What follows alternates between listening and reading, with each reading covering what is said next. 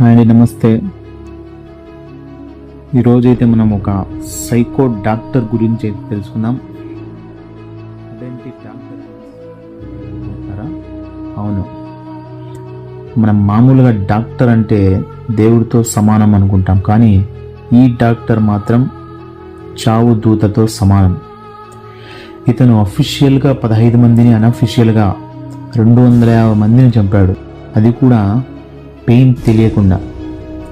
అసలు ఇలా ఒక డాక్టర్ సైకో కిల్లర్గా మారాడు అంటే ఈ వీడియోలో ముందు తెలుసుకుందాం.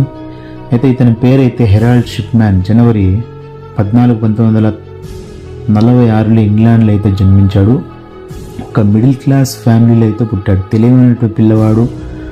ఊపిరితిత్తుల క్యాన్సర్తో బాధపడుతున్నటువంటి తన తల్లిని చూస్తూ పెరిగాడు. తన తల్లి క్యాన్సర్ వ్యాధితో బాధపడుతూ ఉండేది. ఆ బాధను తట్టుకోలేక మార్ఫాన్ అనే ఇంజెక్షన్ని యూజ్ చేసేవారు, వాళ్ళ తల్లికి ఇచ్చేవారు. అయితే ఆ డోస్ అనేది ఎక్కువ ఉండడం వలన, ఆ డోస్ అనేది ఎక్కువ తీసుకోవడం వలన చివరికి ఆ యొక్క వారి తల్లి చనిపోయిందనమాట. అయితే షిప్మ్యాన్కి 17 సంవత్సరాలు ఉన్నటువంటి సమయంలో ఆమె అయితే చనిపోయింది. తనను ఎంతగానో ప్రేమించే తన తల్లి చనిపోవడంతో ఒంటరిగా మిగిలిపోయాడు ఈ డాక్టర్, అదే ఆ పిల్లవాడు. అయితే ఆ బాధతో డాక్టర్ అవ్వాలని అయితే డిసైడ్ అయిపోయాడు. తర్వాత ఇక్కడ మనం ఒకటి గమనించాలి, డాక్టర్ అన్నది ప్రాణం పోయడానికి. తన తల్లి ఎలాగైతే చనిపోయిందో అలాగే అందరినీ చంపాలి అని డిసైడ్ అయ్యి డాక్టర్గా ప్రాణం కాపాడడానికి కాకుండా చంపడానికి అయితే ఇతను డిసైడ్ అయిపోయాడు. నెక్స్ట్ తర్వాత 1970లో ఇతను లీడ్స్ యూనివర్సిటీ నుండి డాక్టరేట్ అంటే పట్టా పొంది ఒక జనరల్ ఫిజిషియన్గా అయితే కెరీర్ అనేది స్టార్ట్ చేశాడు. అలా చేస్తూ ఒక అసిస్టెంట్ డాక్టర్గా ఉంటూ చంపడానికైతే జనాల్ని ఫిక్స్ అయ్యాడనమాట. అయితే రాను అతనికి అసిస్టెంట్ డాక్టర్గా అయితే జనాల్ని చంపడం వీలు కాకపోవడంతో తర్వాత ఒక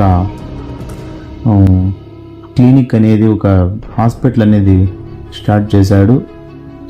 చేసిన తర్వాత అలా అతని దగ్గరికి వస్తూ ఉన్నటువంటి జనాలకి ఆ డోస్ అయితే ఒక డ్రగ్ లాగా, పెయిన్ కిల్లర్ ఇచ్చి ఒక డ్రగ్ లాగా వాళ్ళకి అలవాటు చేసి వాళ్ళని చంపాలని అయితే ప్లాన్ అయితే చేశాడనమాట. తర్వాత అది కొన్ని రోజులకు పోలీసులు దొరికిపోయి $600 అనేది ఫైన్గా వేసి తర్వాత మళ్ళీ ఒక రీహాబిలిటేషన్ సెంటర్కి అయితే వెళ్ళిపోయాడు. అంటే పోలీసులు అతన్ని అక్కడికి పంపించారు. తర్వాత రీహాబిలిటేషన్ సెంటర్ నుండి వచ్చిన తర్వాత కూడా అలాగే ఆ మార్పు అనేటటువంటిది అతనిలో కనిపించలేదు. ఇంకా ఎక్కువ రివెంజ్తో అయితే బయట వచ్చాడు. 1977లో ఈ షిప్మ్యాన్ ఒక గ్రామంలో అయితే తన హాస్పిటల్ అనేది స్టార్ట్ చేసి అక్కడ మంచి గుర్తింపు అయితే తెచ్చుకున్నాడు. కొంతమందికి ఫ్యామిలీ డాక్టర్గా కూడా అతను సేవలు అందించాడు. అయితే గుట్టు చప్పుడు కాకుండా వాళ్ళకు కూడా ఆ డోస్ అనేది ఇవ్వడం అయితే స్టార్ట్ చేశాడు. 1998లో అతను ఒక పేషెంట్కి, ఒక 81 సంవత్సరాల వృద్ధురాలికి అయితే హెల్త్ చెకప్కి అయితే ఆమె ఆ క్లినిక్ అయితే వచ్చింది. వచ్చిన తర్వాత ఆమెకు కూడా ఆ యొక్క డ్రగ్ అనేది ఇచ్చాడు. ఇచ్చిన తర్వాత ఆమె గంటల వ్యవధిలోనే అయితే చనిపోవడం జరిగింది. ఇంతవరకు బాగా జరిగింది. ఎంత తెలివైన క్రిమినల్ అయినా ఒక పొరపాటుతో దొరికిపోతాడు.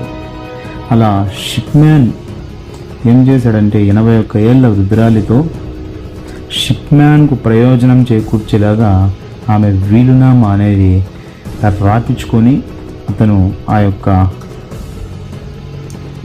వీలునామా కింద అతని యొక్క ఫ్యామిలీ మెంబర్స్కి డౌట్ రాకుండా వీలునామా అనేది ఇతని పైన ఇది చేశాడనమాట.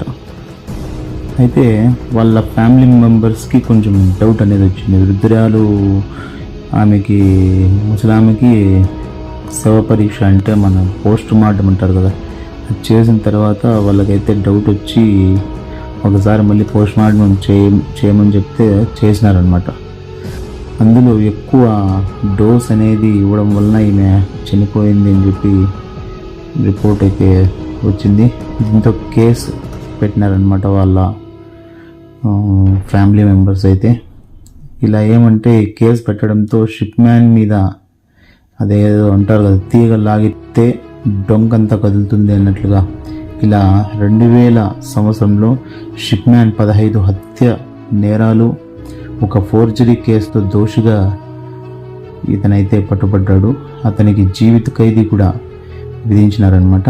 గవర్నమెంట్ ఇంకా ఇన్కంప్లీట్గా అనిపించిందో ఏమో తెలియదు కానీ ఇంకా ఎంతమంది రోగులను హత్య చేశాడో ఒకసారి మళ్ళీ విచారణ జరిపించాలని చెప్పి కోర్టు అయితే ఆర్డర్ ఇచ్చింది.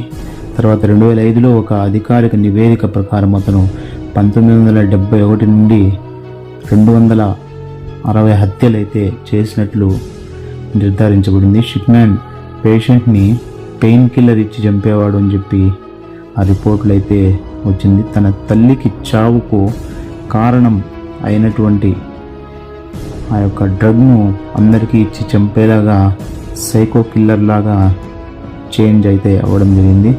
గవర్నమెంట్ వారు విచారణకు నివేదించిన తర్వాత ఆ రిపోర్ట్ అనేది షిప్ మ్యాన్ అందరినీ చంపాలి అనే కారణాలు కొన్ని అయితే వెలుగు చూశాయి. అయితే ఇందులో మొదటిది, డాక్టర్గా తన ప్రాణం పోయడానికి ఇచ్చినటువంటి హక్కును అతను ప్రాణం తీయడానికైతే ఉపయోగించాడు. రెండోది, తన తల్లి మరణానికి రివెంజ్ తీర్చుకోవాలని చెప్పి అందువల్ల కూడా షిప్ మ్యాన్ ఇలా మారడానికి కారణమైతే అయింది. తర్వాత హెల్త్ ప్రాబ్లంతో బాధపడుతున్న వాళ్ళు భారంగా అనుకోకూడదు అని వాళ్ళని చంపేయాలి అని చెప్పి మరొక కారణం కూడా అతనైతే చెప్పడం జరిగింది. అందుకే షిప్ మ్యాన్కి డాక్టర్ డెత్ అనేటటువంటి పేర్లు కూడా పెట్టారు. జీవిత ఖైదుగా ఉన్న షిప్ మ్యాన్ తన బర్త్డే ముందు రోజు అతను సెల్లో ఉరి వేసుకుని ఆత్మహత్య అయితే చేసుకోవడం జరిగింది.